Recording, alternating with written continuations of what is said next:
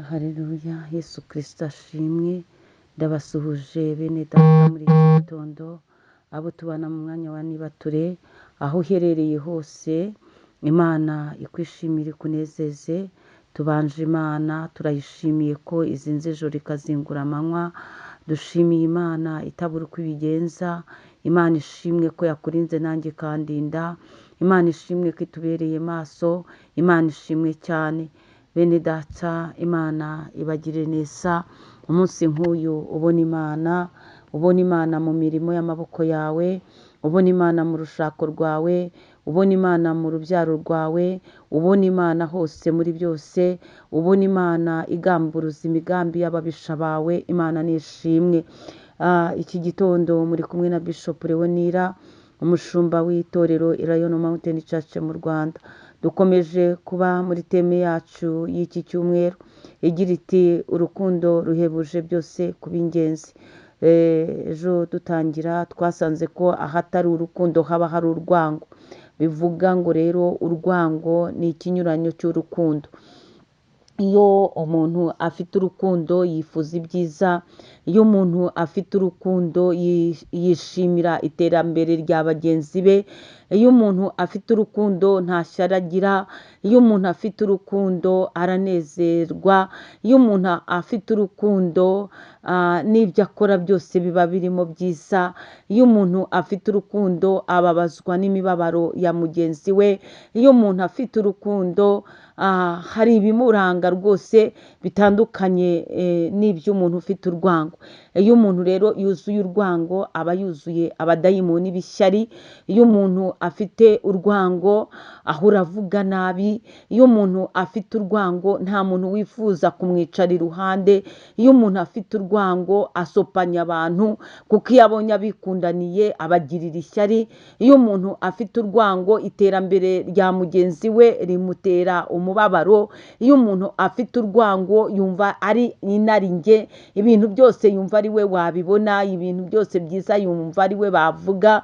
Iyo umuntu afite urwango ntiyifuza iterambere ry'abandi. Iyo umuntu afite urwango aba yuzuye ubugome n'umwijima uteye ubwoba. Iyo umuntu afite urwango rero aba akorera Satani ku mugaragaro. Iyo umuntu afite urwango usanga ibyo bari kuvuga ko ari byiza we abibonamo ibibi. Igihe cyose akumva ibintu byose ni bibi, mbese ni nta munoza, nta cyiza abona, nta kintu kimushimisha. Iyo umuntu afite urwango aba ari umuntu rwose wo kugirirwa neza n'Imana, nawe aba agomba gutabarwa n'Imana. Rero wowe wahuye n'umuntu ufite urwango, ndakubwiye ngo nukomere. Imana ikomora icyo gikomere, kuko iyo uhuye n'umuntu afite urwango akugomerwa n'ibyawe. Umuntu ufite urwango akwicira umwana. Umuntu ufite urwango mbese arapanga no mu kazi akakwirukanisha. Umuntu ufite urwango no mu rushakazamo akarusenya. Umuntu ufite urwango nta hantu atagera, nta hantu adakorera. Ariko wowe wahuye n'umuntu ufite urwango, Imana ikomore icyo gikomere, Imana igusane, Imana ikugirire neza. Urukundo rwa Yesu rwonyine ruze mbese rukomore, rukugirire neza. Yesu Kristo ahahagarare. Yesu Kristo akwereka urukundo rutandukanye na biriya umwana w'umuntu yagukoreye. Imana ishimwe cyane. Rero turacyavuga ko urukundo ruhebuje byose kuba ingenzi. Imana ishimwe cyane. Ndagira ngo nkubwire ko birashoboka ko wababaye, birashoboka ko wahuye n'ikigeragezo, ariko uko byagenze kose ndacyaguha iri tangazo ko urukundo rwa Yesu Kristo ruhebuje byose kuba ingenzi. Wahuye n'inzangano zitandukanye, kuko mu ntambara abantu bahura nazo hano muri iyi si ni abantu bagupangira ibibi, bakakugirira nabi ari nta mpamvu, bakakwifuriza ibibi ari nta mpamvu. Hari ikintu kijya kintangaza, iyo ubonye umuntu ntabwo umuzi, ntuzi imigendere ye, ntuzi icyo Imana yamuvuzeho, nta nubwo uzi imipangu y'Imana ku buzima bwe, ariko ukavuga ngo ugiye kwitambika mu bye. Biriya bintu hari n'igihe Imana ikureka ikakureka rwose ukamugirira nabi. Shobora kuba yarakuretse umugirira nabi 2025, ariko icyo Imana yavuze izamukorera 2026 ntacyo uzi, nta nubwo wakimenya. Imana izagutunguza kumugirira neza.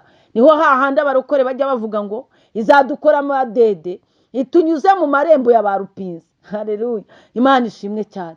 Nakubwiraga ngo urukundo rw'Imana rurusha byose kuba ingenzi. Imana ishimwe. Reka dusome igitabo cy'Imigani ibice 10, dusome umurongo wa 12, dusome mu izina rya Yesu.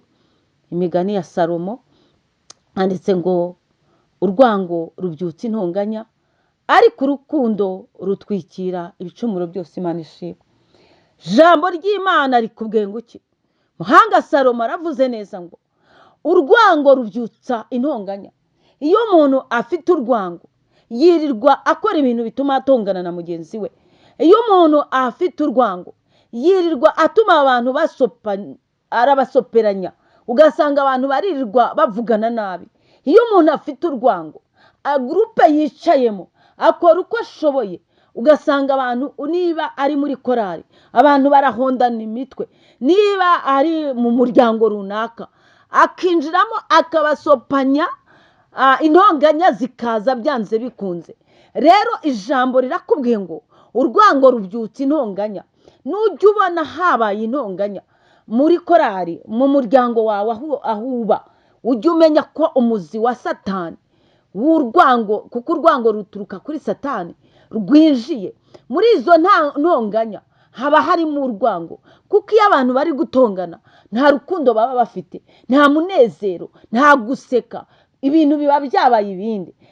Ariko ijambo ry'Imana rikomeje ritubwira ngo ariko urukundo rutwikira ibicumuro byose. Imana ishimwe. Haleluya.